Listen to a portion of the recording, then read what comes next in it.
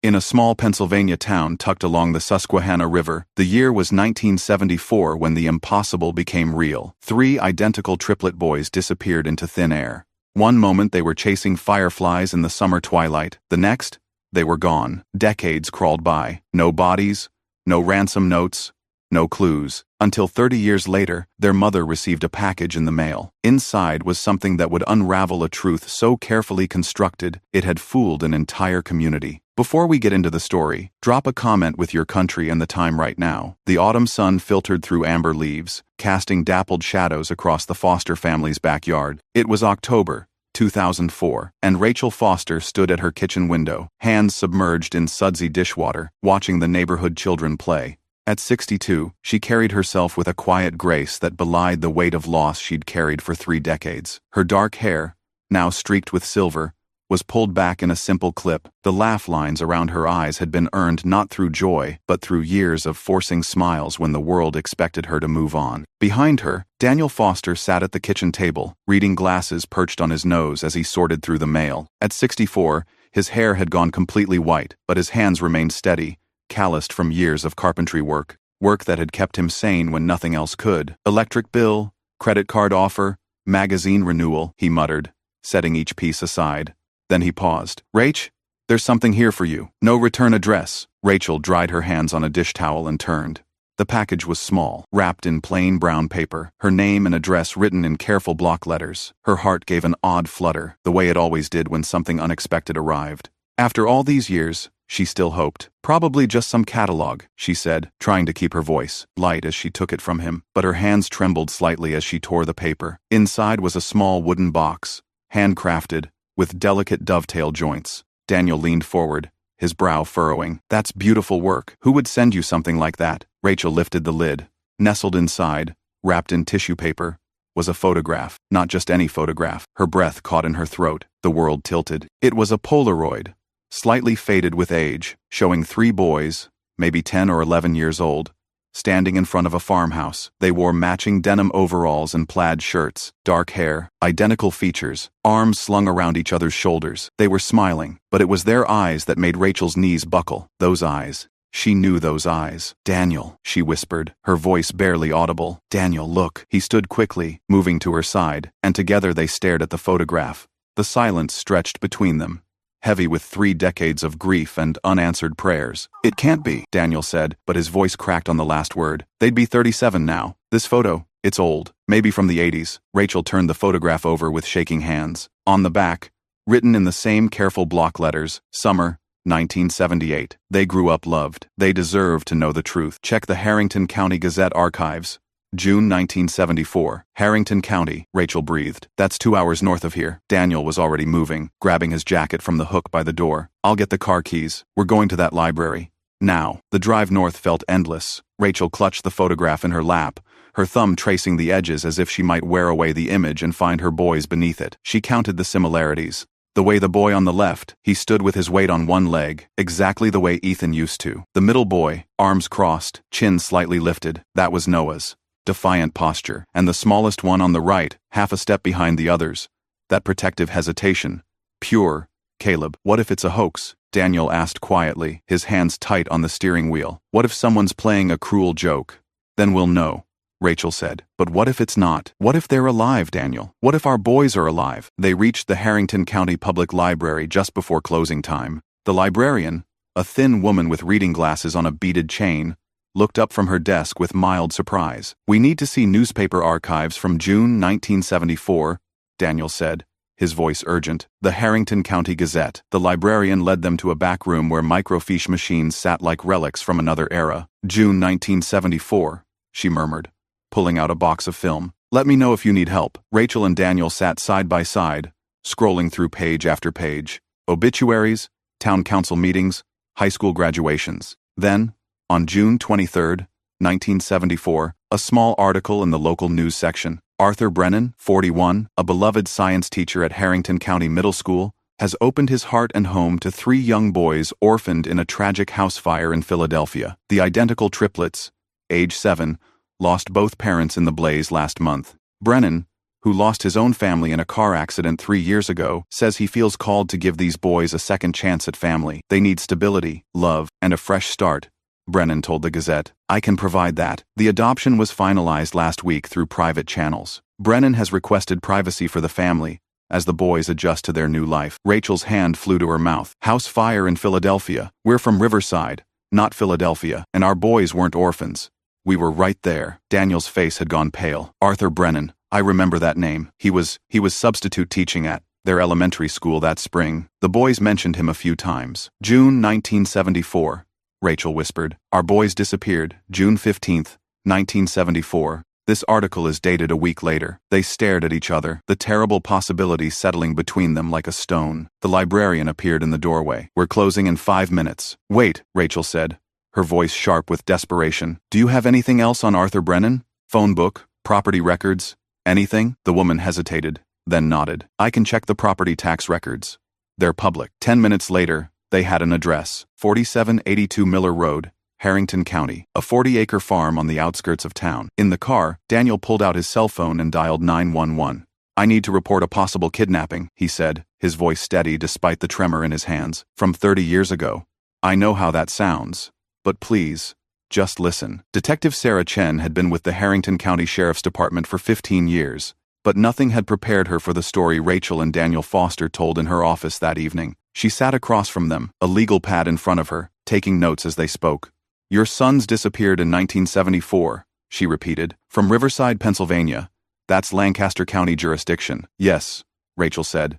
June 15th. We'd taken them to the park that afternoon. It was a Saturday. Beautiful day. We packed a picnic. There was a playground, Daniel added. We were sitting at a picnic table, maybe 50 feet away. We could see them on the swings, the slide. Rachel had packed sandwiches. I remember because Ethan wanted two, even though he never finished both. Rachel's voice grew quieter. I looked down to pour lemonade, that's all. When I looked up, they were gone. All three at once? Detective Chen asked gently. The park was crowded that day, Daniel said. Dozens of families, searched everywhere, screamed their names. Other parents helped us look. Someone called the police, but it was like they'd vanished into thin air. The investigation, Chen prompted, lasted months, Rachel said, tears pooling in her eyes. They dragged the river, searched the woods, questioned every registered offender in a 50-mile radius, but there were no witnesses. No one saw them leave with anyone. The detective in charge, he eventually told us that statistically, after the first 48 hours, the chances of finding them alive were nearly zero. She pulled the photograph from her purse and slid it across the desk. This arrived today. No return address. Detective Chen studied the image carefully, then read the note on the back. Her expression shifted from skepticism to sharp focus. And the newspaper article? Daniel handed her the printed copy they'd made at the library. Chen read it slowly, her jaw tightening. Arthur Brennan, she said. I know that name. He taught at the middle school until he retired about 10 years ago. Lived on that farm for decades. She looked up. I need to make some calls. This could take time. If what you're suggesting is true, this is an active investigation across county lines. How much time? Rachel asked, her voice breaking. We've already lost 30 years. Chen's expression softened. I understand, but I need to do this right. Chain of custody, warrants, coordination with Lancaster County. If Brennan did this, I want to make sure every piece of evidence holds up in court. What if he runs? Daniel asked. I'll have a deputy do a welfare check tonight, just to make sure he's still at the residence. We'll move as fast as we can. Arthur Brennan's farm sat at the end of a long gravel driveway, surrounded by overgrown fields and stands of maple trees. The farmhouse was old but well-maintained, painted white with green shutters. A barn stood behind it, weathered red wood, and a sagging roof. It looked like 100 other farms in rural Pennsylvania, quiet and unremarkable. Detective Chen arrived the next morning with 4 deputies, 2 from Harrington County, and 2 from Lancaster County. They'd obtained a warrant based on the photograph, the newspaper article, and the Foster's testimony. It was thin, Chen knew, but a judge had signed it. She knocked on the front door, her hand resting on her service weapon. Arthur Brennan, this is Detective Sarah Chen, with the Harrington County Sheriff's Department. We have a warrant to search the premises. There was a long silence. Then the door opened. Arthur Brennan was 71 now, his hair white, his shoulders stooped. He wore corduroys and a cardigan, looking every bit the retired schoolteacher. But when he saw the deputies, something flickered across his face. Not surprise. Resignation. I knew this day would come eventually, he said quietly. Would you like to come in? The inside of the house was neat, almost fastidiously so. Books lined every wall. A pot of coffee sat on the kitchen counter. still warm. On the mantel above the fireplace were photographs, dozens of them. 3 boys at various ages, playing in the yard, standing by a Christmas tree, graduating high school in matching caps and gowns, at college, arms around each other, and then, as adults, with families of their own. Chen's chest tightened. Where are they now? The foster boys? Brennan sank into an armchair, suddenly looking every one of his 71 years. They don't know themselves by that name. They're the Brennan boys. Ethan is a civil engineer in Pittsburgh. Noah's a high school history teacher in Harrisburg. Caleb runs a veterinary clinic in Scranton. They're alive, Chen breathed. All 3 of them. Of course they're alive, Brennan said, a note of indignation creeping into his voice. I raised them. I loved them. They're my sons. They're not your sons, Chen said, her voice hardening. They're Rachel and Daniel Foster's sons. You stole them. Brennan's face crumpled. Saved them. From what? From nothing. From being ordinary. From being lost in a world that wouldn't appreciate them. He looked up, his eyes red-rimmed. Do you know what it's like to lose everything? My wife and daughter died in a car accident in 1971. Drunk driver. I had nothing. I was nothing. And then I saw them, those 3 beautiful boys. So identical. So perfect. They were playing at the park. And I watched them. I couldn't look away. So you took them, Chen said. I gave them a better life, Brennan insisted. I was a good father. I taught them, nurtured them, sent them to college. They're successful, happy. Built on a lie, Chen said. They think their real parents are dead. Brennan looked away. I told them their birth parents died in a fire. I told them I adopted them legally. I created documents, birth certificates, school records. I homeschooled them the first few years so no one would ask questions. By the time they entered public school in the next county over, they were the Brennan boys. No one questioned it. How did you take them from the park? Brennan's voice grew quieter. I'd been substitute teaching at their school. They knew me, trusted me. I followed them to the park that day. I'd brought ice cream bars in a cooler in my car. I told them I had puppies at my farm. Asked if they wanted to see them. They were 7. They didn't think twice. I drove them here, and by the time their parents realized they were gone, we were already too far away. Detective Chen felt sick. You never considered giving them back? Every day, Brennan whispered. But then weeks became months. Months became years. They adapted. How could I tell them the truth? How could I destroy the only life they'd ever known? You sent the photograph to Rachel Foster, Chen said. Why now? For the first time, Brennan's composure broke completely. Tears streamed down his face. Because I'm dying. Pancreatic cancer. I have maybe 6 months. And I couldn't let them spend their whole lives not knowing. They deserve the truth. Their mother deserves the truth. I've been a coward for 30 years.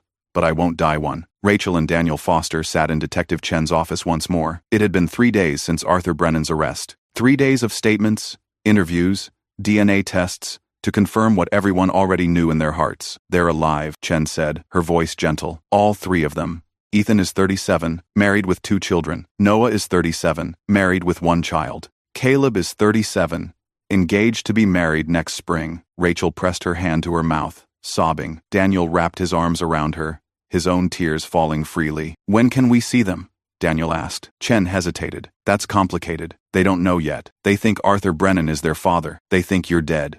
We need to tell them carefully.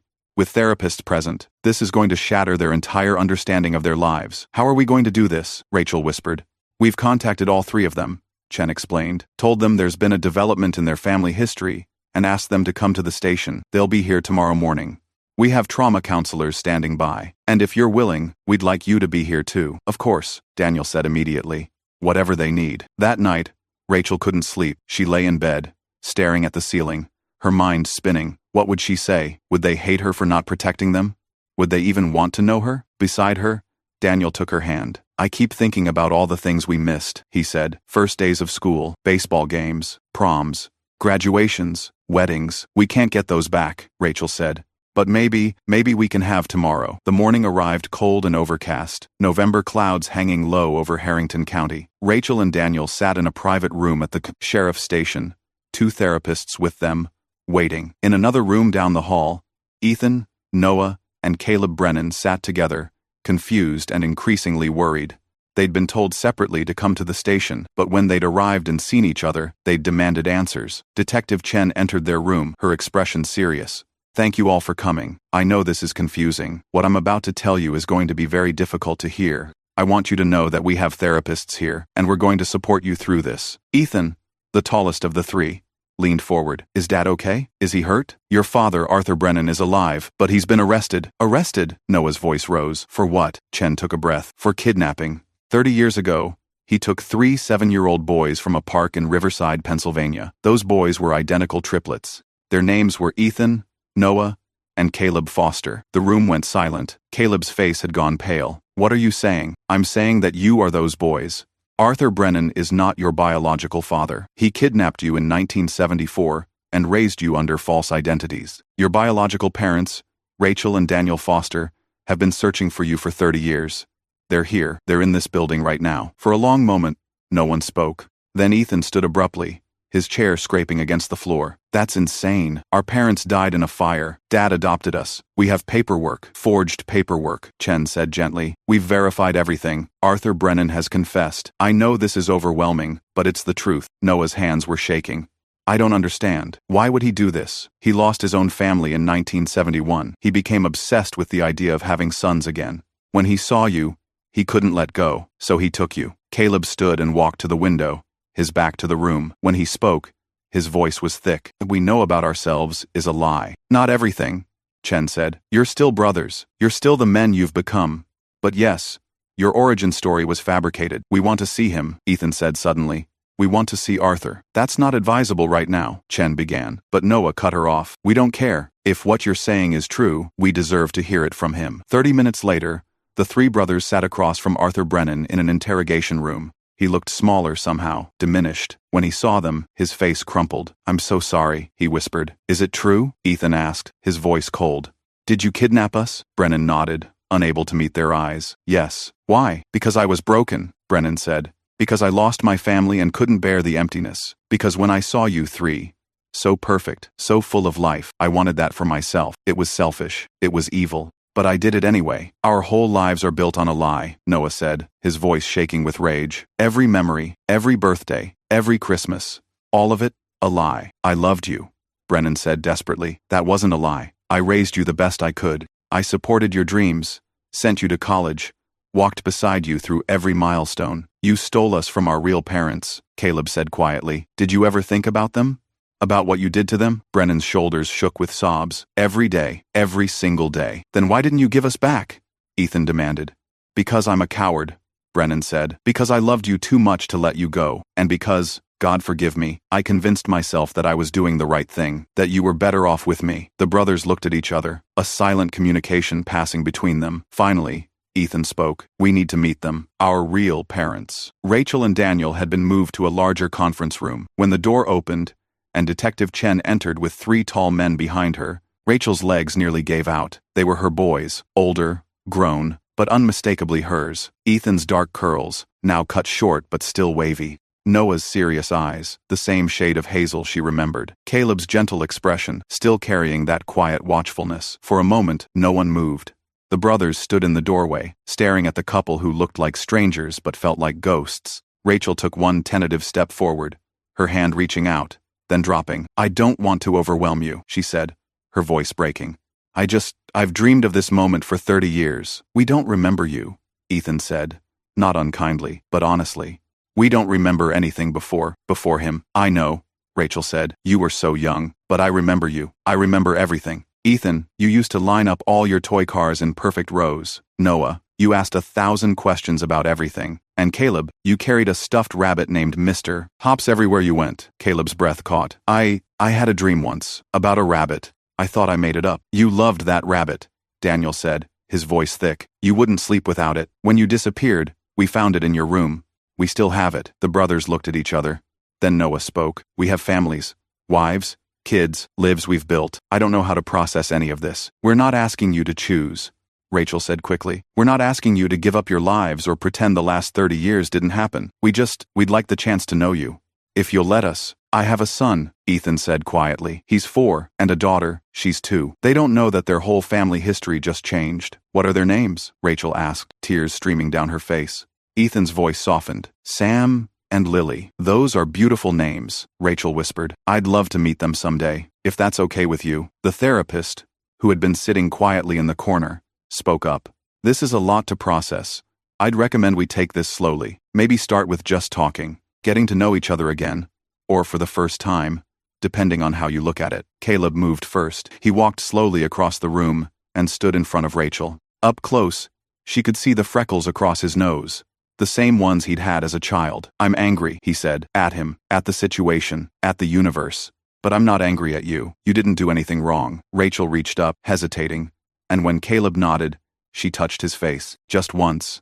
Gently, the way a mother touches her child. I never stopped looking for you, none of you. Even when everyone said you were gone, I couldn't believe it. I wouldn't. Daniel stepped forward, his voice rough. We put your pictures on every milk carton we could. We called every tip line. We hired private investigators with money we didn't have. Your mother talked to psychics, searched chat rooms, followed every lead, no matter how far-fetched. We saw your bedroom, Ethan said suddenly. Detective Chen took us to your house, our house. You kept it exactly the same. Rachel nodded. I couldn't change it. It felt like giving up. Noah, who had been silent, finally spoke. His voice was careful, measured, the voice of a teacher used to explaining complex things. I need to understand something. Arthur, he wasn't a monster. He was kind to us. He taught us, supported us. He was at every school play, every baseball game. He cried when we graduated. So how do I reconcile that with what he did? People are complicated, Daniel said. He did a terrible thing, an unforgivable thing. But that doesn't mean the love he gave you wasn't real. It just means it was built on a foundation of lies. I don't know how to feel, Noah admitted. I'm 37 years old, and I feel like I'm 7 again, confused and scared. You don't have to know how to feel, Rachel said. There's no right way to process this. We just want you to know that. We're here, however long it takes. Whatever you need, we're here. The therapist suggested they take a break. The brothers stepped out into the hallway, huddling together the way they had their whole lives, even when they didn't know why that instinct was so strong. What do we do? Caleb asked. I don't know, Ethan admitted, but they're not what I expected. They're genuine. Did you see Mom's face? Noah said, then stopped. I mean, Rachel's face. God, I don't even know what to call her. She's Mom, Caleb said quietly. Isn't she? I mean, she gave birth to us. She raised us for 7 years. Just because we don't remember doesn't mean it didn't happen. But Arthur, Dad, he's the one who raised us into who we are, Ethan said. Can't they both be true? Noah suggested. Can't we have been stolen and still have been loved? Can't we have lost 30 years but still have a chance at something new? Over the next several weeks, the brothers met with Rachel and Daniel regularly. At first, it was awkward, stilted conversation, in neutral locations with therapists present. But gradually, something shifted. Rachel brought photo albums from their childhood. The first 7 years the brothers couldn't remember. There they were, babies in matching outfits. Toddlers covered in birthday cake. First day of kindergarten, holding hands on the front step. You were inseparable, Rachel said, pointing to a picture of the 3 boys asleep in a dog pile on the living room floor. You even insisted on sleeping in the same room, even though we had space for separate bedrooms. We still do that sometimes, Caleb admitted. When one of us is going through something hard, we all end up at someone's house, sleeping on couches or floors. Our wives think it's weird, but we've always done it. It's not weird, Daniel said. It's who you are. Triplets have a bond that's hard to explain. You 3, you were connected from the beginning. Ethan brought his children to meet their grandparents. Sam, 4 years old with dark curls like his father's, climbed immediately onto Rachel's lap. Are you my grandma? He asked seriously. Rachel's eyes filled with tears. I am. If that's okay with you, I have 2 grandmas now, Sam declared. That means more presents. Everyone laughed, and the tension broke. Noah's wife, Jennifer, was initially suspicious, protective of her husband. But after spending an afternoon with Rachel and Daniel, she pulled Noah aside. They're good people, and the way your mom looks at you, it's like she's been saving up 30 years of love and doesn't know how to give it all at once. That's kind of terrifying, Noah admitted. It's beautiful, Jennifer corrected. Don't shut them out because you're scared. Caleb was the one who struggled most. He'd always been the quietest, the most introspective. In therapy, he admitted that he felt like his entire identity had been erased. Who am I? He asked Rachel one afternoon. They were sitting in a park, watching children play. Am I Caleb Foster or Caleb Brennan? Am I the person Arthur raised or the person you would have raised? How do I even begin to answer that? Rachel was quiet for a long moment. You're Caleb, she said finally. Just Caleb. The circumstances of your childhood were stolen from you, but the man you became, that's all yours. Arthur may have provided the environment, but you made the choices. You became a veterinarian because you love animals. You volunteer at the shelter because you believe in second chances. That's not because of Arthur or because of Daniel and me. That's because of who you are, fundamentally.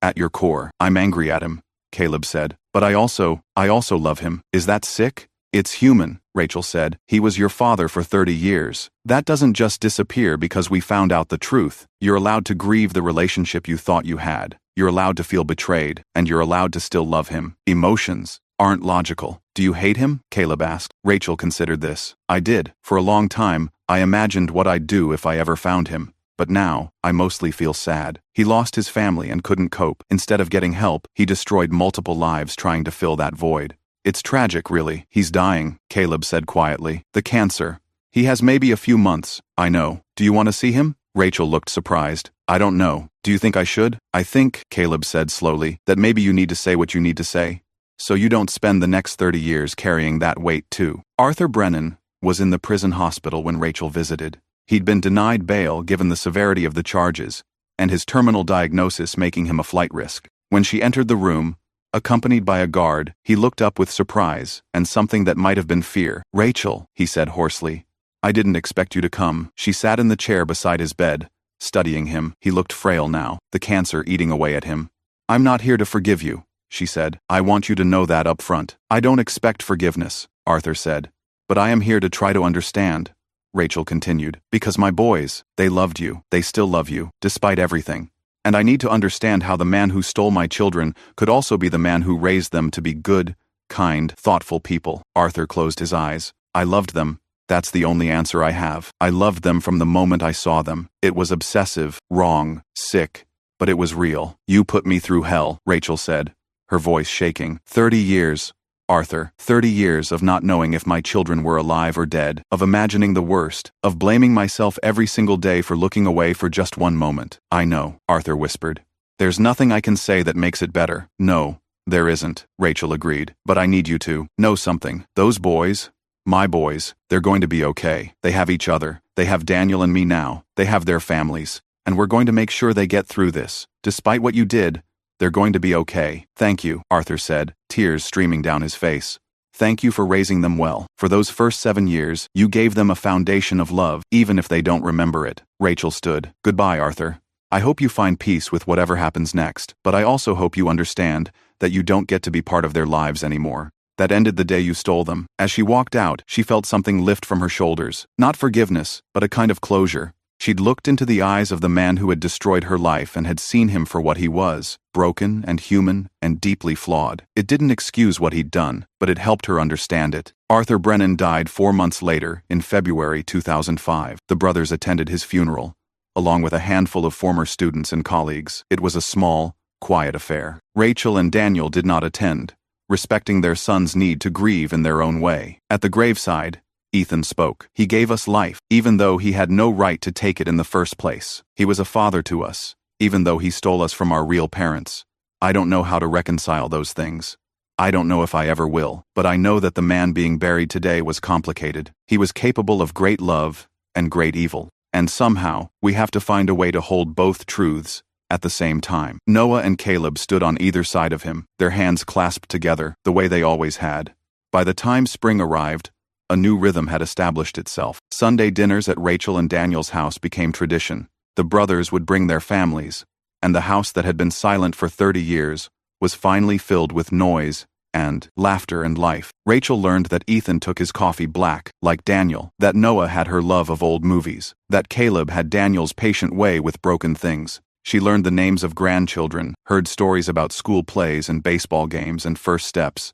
She absorbed it all, greedily, making up for lost time, even though time lost can never truly be recovered. One Sunday in May, they were all gathered in the backyard. Daniel was pushing Sam on a swing. Noah and Jennifer were setting the picnic table. Caleb and his fiancée, Marie, were tossing a frisbee, and Ethan stood beside Rachel, watching it all. I had a memory the other day, he said suddenly. I don't know if it's real or if I imagined it, but I remembered a woman, I think it was you, singing to us at bedtime.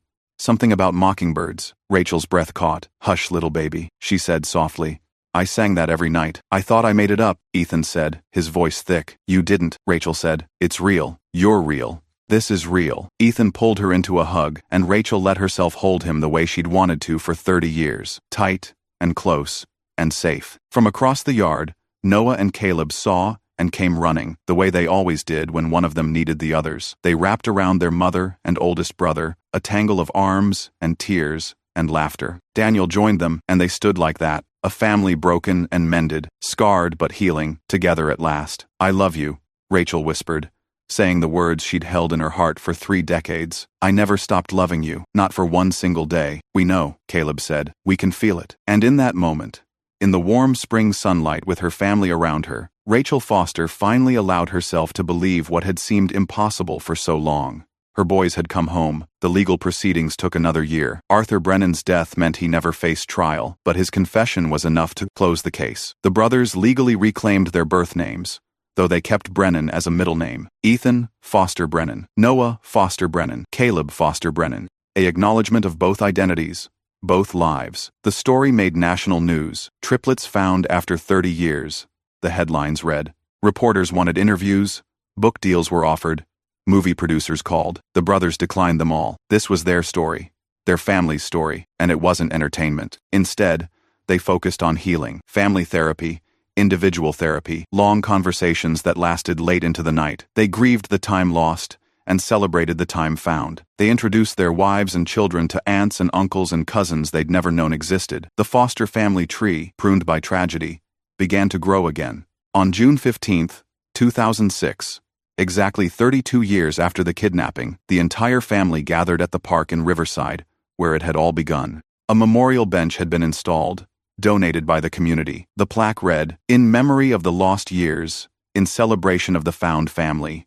The Foster boys, never forgotten, always loved." They brought a picnic, just like that day in 1974, sandwiches and lemonade, and a red checkered blanket. The grandchildren played on the swings, while Rachel and Daniel sat on the bench, watching. "I used to have nightmares about this place," Rachel admitted, "but now I think it's important to reclaim it, to make new memories here, good ones this time," Daniel agreed. Ethan, Noah, and Caleb sat on the grass nearby, their children running circles around them. They'd been talking about their earliest memories, trying to separate what was real from what had been constructed. "I remember Dad teaching us to ride bikes," Noah said. "I mean, Arthur. I still don't know what to call him." "Call him what feels right," Ethan said. "He was Dad. Daniel is also Dad. It's okay to have both." "I remember you," Caleb said suddenly, looking at his brothers. "I don't remember much from before, but I remember you two. I remember feeling safe because you were there." "We're still here," Noah said, reaching out to clasp his brother's hand. "We're always here." As the sun began to set, painting the sky in shades of orange and gold, Rachel looked around at the scene before her. Her sons, grown men with families of their own, but still her boys, still whole, still together, still alive. She'd spent 30 years in darkness, wondering, hoping, praying, and now, miraculously, impossibly, she'd been given a second chance. It wouldn't erase the pain, it wouldn't give back the lost years, but it was something. It was everything. "Rachel," Daniel said softly, squeezing her hand. "We made it. We finally made it." "Yes," she whispered, tears streaming down her face.